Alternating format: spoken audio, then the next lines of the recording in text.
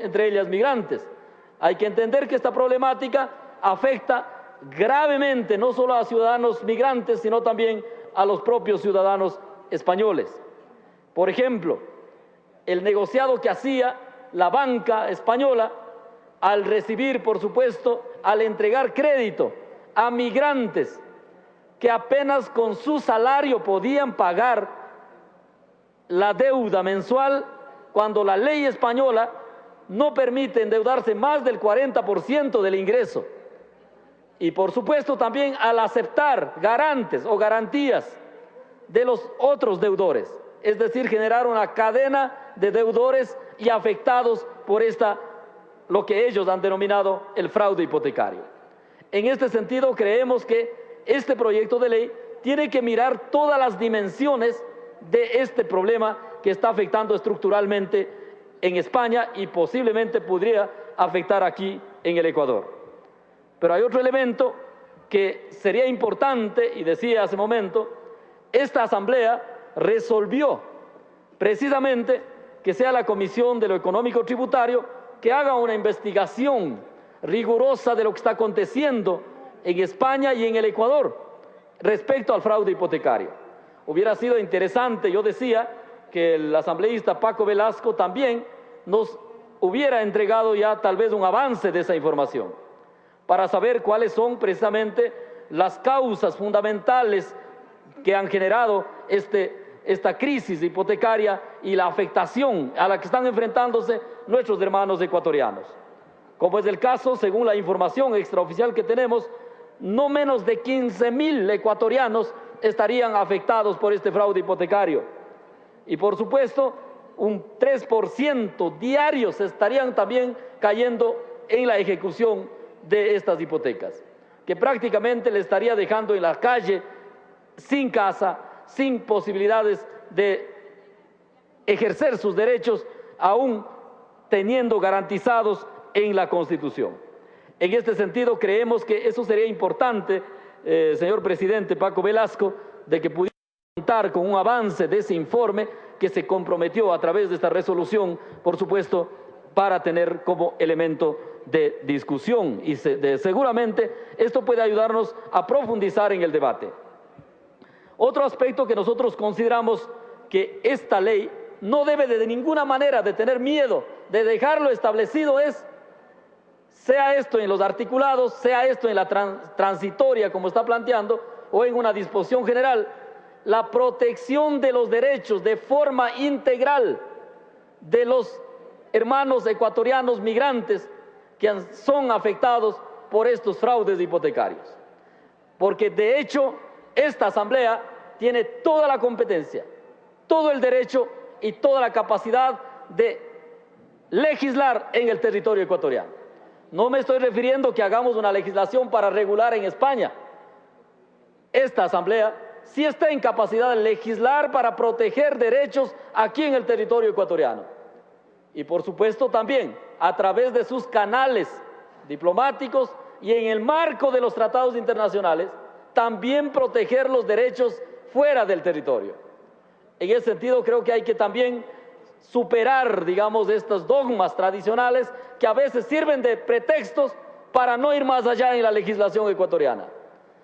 Para eso somos signatarios de los tratados internacionales de la migración y consecuentemente, en base a ese marco internacional, corresponde a esta Asamblea también legislar para proteger los derechos de nuestros hermanos migrantes en España. En este sentido es muy importante tener en cuenta y no quedarnos preocupados de qué puede decir o no un jurista respecto a la protección de derechos. En la Constitución ya están establecidos claramente los derechos de los migrantes, la ciudadanía universal. Entonces, ¿cómo es que nosotros, los ecuatorianos, sí aceptamos ciudadanía universal para ciudadanos que vienen al Ecuador, pero no somos capaces de proteger los derechos de los hermanos ecuatorianos que están siendo afectados gravemente en otros territorios? Consecuentemente, este proyecto de ley, por ejemplo, cuando se refiere ya estrictamente al ámbito del proyecto, el ámbito al cual regulará esta ley, solamente se está refiriendo a los sujetos hipotecarios en el Ecuador. También debería decir a los migrantes que por afectación del fraude hipotecario han decidido retornar al Ecuador. En este sentido, estaríamos protegiendo, por supuesto, y estaríamos titularizando al derecho a la titularidad de esta ley que precisamente les proteja a los hermanos ecuatorianos que han sido afectados gravemente por el fraude hipotecario. Por otro lado, creemos que definitivamente la disposición general que se sugiere en este momento, que de hecho ya ha sido fue planteada por nosotros a través de un proyecto de ley que presentamos a la Asamblea Nacional y que la Asamblea Nacional todavía no ha tramitado y que ahora mismo nuestros hermanos migrantes están demandando además que se trate de forma exclusiva y en defensa de los derechos de los hermanos migrantes, que se tramite también esta ley de forma exclusiva y de forma urgente para proteger los derechos de esta afectación gravísima de la cual están siendo víctimas nuestros hermanos ecuatorianos y ecuatorianas. Y muchos de ellos ya han regresado al Ecuador.